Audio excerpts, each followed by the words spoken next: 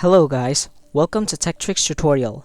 In today's video, I will show you how to delete X account permanently. So let's get started. First, open up X or Twitter.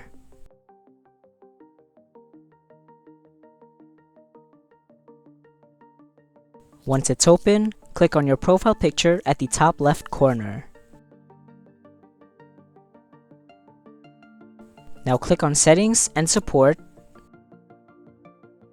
And on the drop-down menu, you're going to click on Settings and Privacy.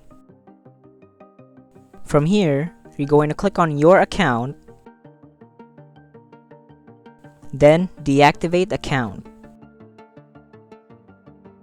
Alright, so there isn't a direct way to permanently delete your account. You'd first need to deactivate it. After the 30-day period, your account will be automatically deleted. Just make sure you don't log into your account during the 30-day period.